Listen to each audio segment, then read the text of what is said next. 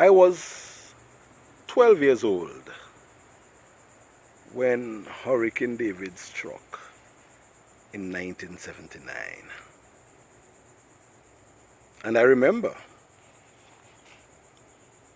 that day of Hurricane David at about 10:30, well, just before that, we had been preparing for the arrival of the hurricane, and I, in my own inquisitive, naive way, was thinking that this was going to be a moment where I experienced something new and probably even find some pleasure in the storm. Not that I was told that storms are pleasurable things, but you know, because when you are younger,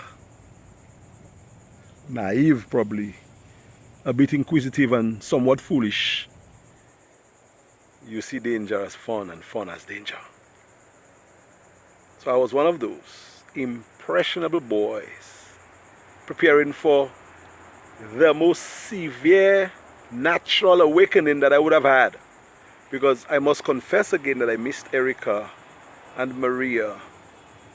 I had been out of Dominica on both counts, and I probably thank the Creator, because I'm not too sure whether it is fear that someone could or should experience so many natural tragedies in their lifetime. So for the people who saw Maria, Erica and David, I empathize with you. I saw David and I was contented. I do not want to see another. So the day started bright, but it quickly turned around from a lovely, bright, sun-shining day to a very gloomy, overcast, vicious winds and thundering rainy day. And I only understood how severe Hurricane David was when the first incident happened. I was standing in the back door of my bedroom, that original bedroom where I was actually born. In those days, our bedroom had a back door, and so too did the other houses in our area. I'm not too sure whether it was a architectural design, but that was the norm for every bedroom to have a back door. And my back door was cut in two, in halves. So the upper half would open and the lower half would open. Sometimes they open at different directions. So the top half of my back door was open and I was looking out. And I'm here observing my coconut tree. I call it my coconut tree because I was told by my grandmother and my mother that my navel was buried there. The navel is this little part of the umbilical cord which drops after the cord is cut from following the birth. So that little dried up portion that falls with the clothespin or whatever pin you clip it with was buried beneath that coconut tree. I think the tree must have been there before. So they used that tree as my marker, and in African culture and customs it is believed that planting the navel with a tree speaks to your progress and growth and prosperity and longevity. So that was my tree, to the extent where I cherished it and protected it, cut the weeds around it, and just, you know, sometimes when I wanted to meditate I sat underneath my tree and speak. I remember in those days I was already thinking ahead of myself. Anyway, so the wind started and I saw my little tree starting to sway. And I'm like, but how could the wind sway this tree, which is a gigantic enough tree? And I kept looking.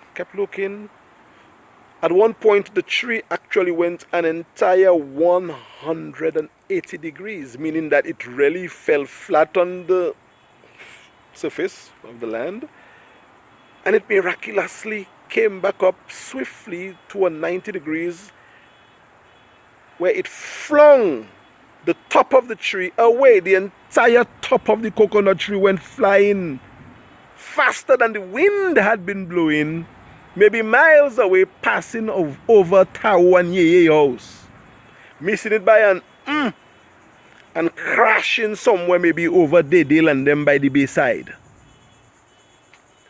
And that is when I realized Hurricane David was serious. Because how could my tree be damaged? That's my tree. So I wept a bit, and I'm looking again, and then the neighbor, Vava, the mother of JJ, and JJ, of course, is the mother of Valley and Friley, Roy, Garçon, Rosalind, those people. That is my neighbor right next to us. So Vava's house was at the back of JJ's house. Vava was an older person. I loved the elderly. I still do. Because I remember and I see every elderly person through my great-grandmother, Mama, who died at 103, tragically. So that is my trick or my reason for loving the elderly. Anyway, long story short, I saw Vava's roof escape from her house. It went past our back door and it crashed close to where Vero is living. And I'm like, no, something is wrong. That something is happening. Why would David be doing that to us and our neighborhood?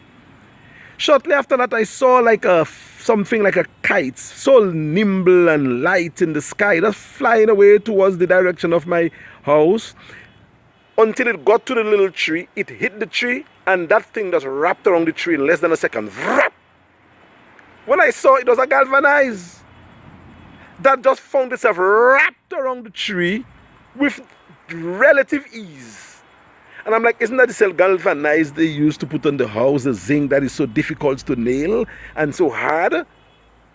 And I realized that things were serious. Anyway, at one point in time, I was told to close the door, the window, because I think the back door, because the wind might have changed direction, and we had to be looking out through a window or an opening that was not in the direct direction of the wind. It was said to us that it's necessary that you open up a window on the opposite side so as to reduce some kind of a friction inside or whatever it was. So I closed the back door and we start looking from the aluminum windows on the other side of the house. And I saw things. Eventually, when this thing subsided, we went out and tried to survey the damage, and I could not believe it. When I saw the entire community back street flattened, thank God our roof remained.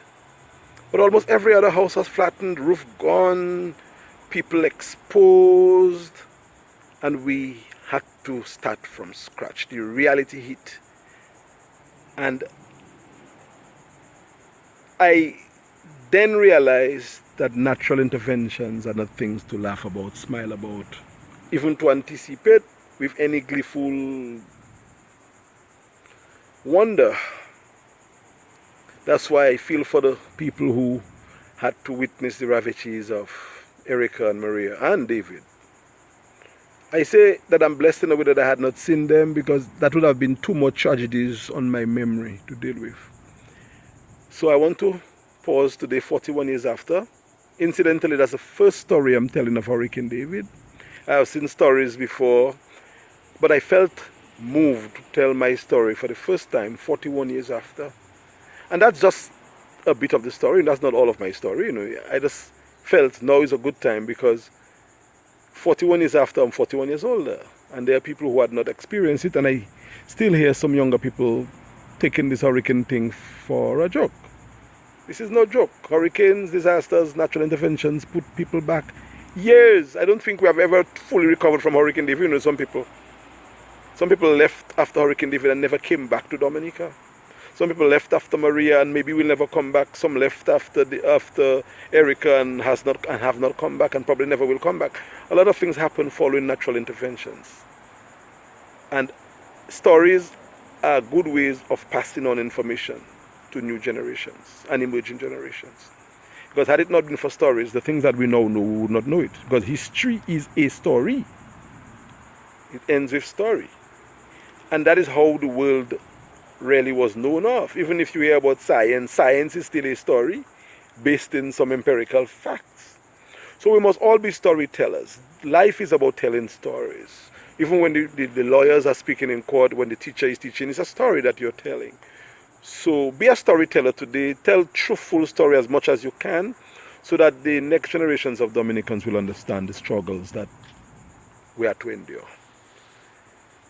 I hope that my story 41 years after is worthy, and that you who are now experiencing or who have experienced similar events would pass on this story to the next set of Dominicans who will replace us. In 41 years' time, probably I might be here, I may not be here, but at least this story will be told along with the other stories which must be told about who we are as a people, where we come from, and where we're going to go. Maybe later on I'll talk about how we came together in that Kudme spirit, in that community spirit, to rebuild. And I never actually saw or heard from government in any significant way in terms of giving houses and money and stuff. I know, yes, we had ration, blogodo, but that was to the extent at which government came in to want to hold our hand and teach us to walk. Back in those days, we had to sustain, we had to stand up and do our rebuilding with some assistance, yes, but a far cry from what occurs now. And I'm asking myself, where did we go wrong or right? Probably.